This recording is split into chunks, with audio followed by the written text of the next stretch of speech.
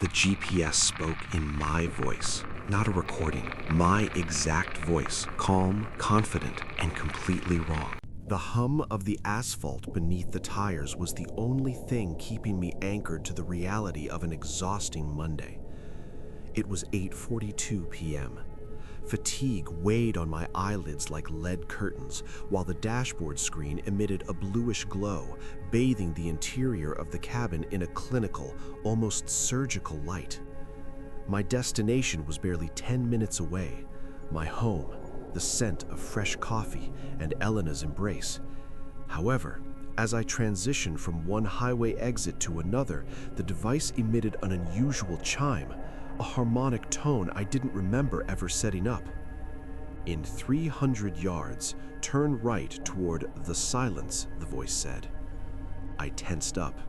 It wasn't the synthetic, metallic voice of the default assistant. It was a voice rich with nuance, possessing a measured cadence and a terrifying sense of confidence. It was my own voice. Not a recording, but the exact echo of my vocal cords, stripped of the anxiety that was currently gnawing at my chest. I felt watched by the vehicle itself. I tried to cancel the route, but the touchscreen wouldn't respond to my taps. The stop navigation icon seemed to sink beneath the glass, becoming unreachable. The highway transformed into a perfectly paved street. The streetlights cast a white light so intense it eliminated any trace of darkness, no shadows anywhere. Objects looked pasted onto a white canvas, lacking the depth that only darkness can provide. The neighborhood repeated, the same red bicycle on the lawn, the same withered rosebush at House 402, over and over in a visual loop that made me doubt my own sanity. Keep going straight. You're about to become yourself again, my voice whispered from the speakers, now with a tone of comfort that made my stomach churn. The air inside the car grew thick, heavy with the scent of ozone and clean laundry, a fragrance far too perfect to be natural.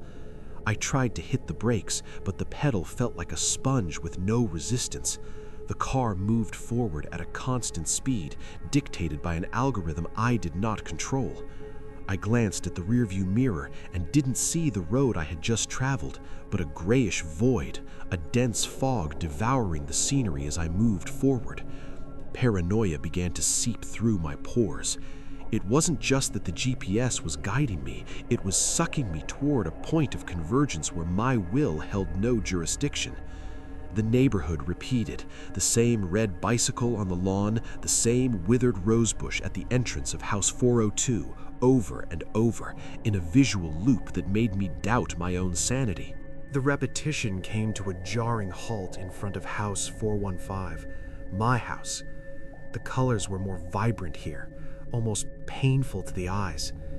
The engine cut out without me turning the key, and the power locks engaged with a definitive click. I was trapped. You have arrived, the GPS voice declared, vibrating with a haunting sense of satisfaction. At first, panic drove me to pound on the glass, but my knuckles didn't produce the sharp thud of an impact. It was a dull friction, as if I were striking a dense membrane of gelatin. I looked down at my hands, and a silent scream caught in my throat. My skin, once weathered and marked by the small scars of a working life, was losing its opacity. I could see the network of my veins, not as vessels for vital fluid, but as wisps of smoke dissolving into the air. My fingers began to turn transparent, allowing me to see the steering wheel right through my own flesh. I felt no pain, only an unbearable lightness, an evaporation of my physical essence. Through the large living room window, the scene was a picture of domestic perfection. Elena was there. She was laughing while serving dinner. Sitting across from her in my usual spot was him, the other.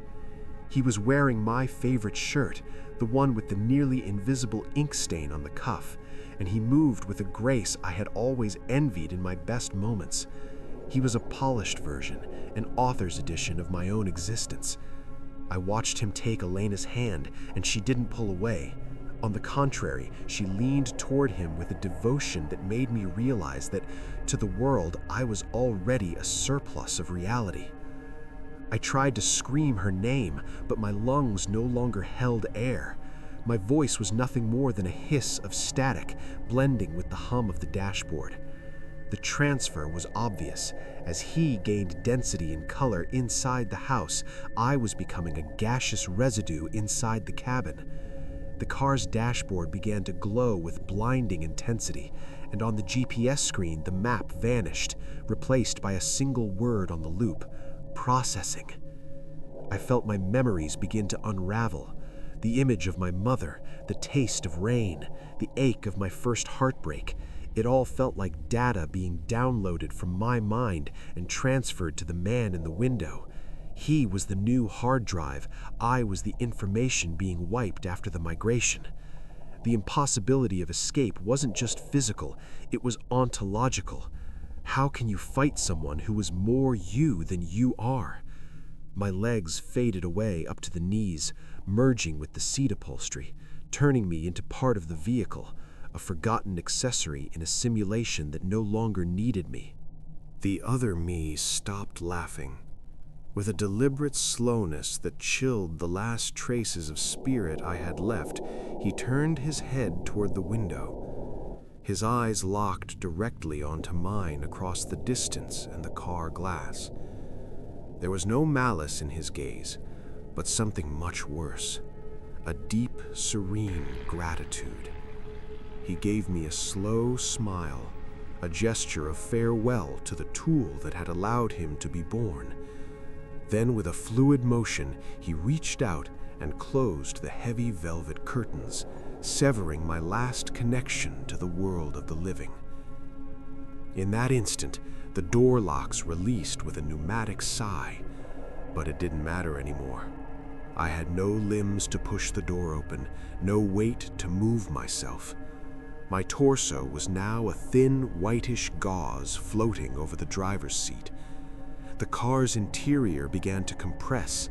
The metal walls were closing in on the empty space I occupied. The shadowless neighborhood began to flicker like a television screen losing its signal. The houses turned into blocks of gray code, the trees into textureless polygons, until only the void remained.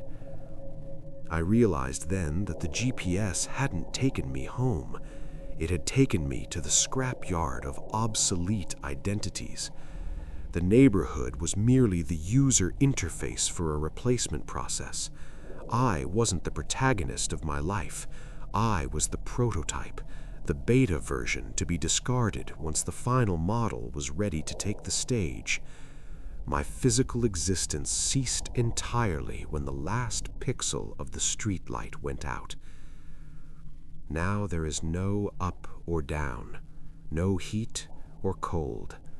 I am only a consciousness without a substrate, an echo bouncing through the circuits of a navigation system that keeps searching for new destinations. Sometimes, when a lonely driver gets lost on the highway late at night, I take over their speakers. I speak to them with their own voice.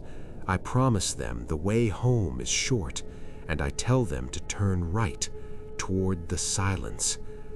I need someone else to take my place in this vacuum so that I can at least for a moment see the reflection of a light that casts a shadow once more. But the cycle is perfect, and the replacement is total. Elena is sleeping now next to a man who breathes for me, who dreams for me, and who will never allow that GPS to be turned on again. I have reached my destination, a destination where I am no longer available.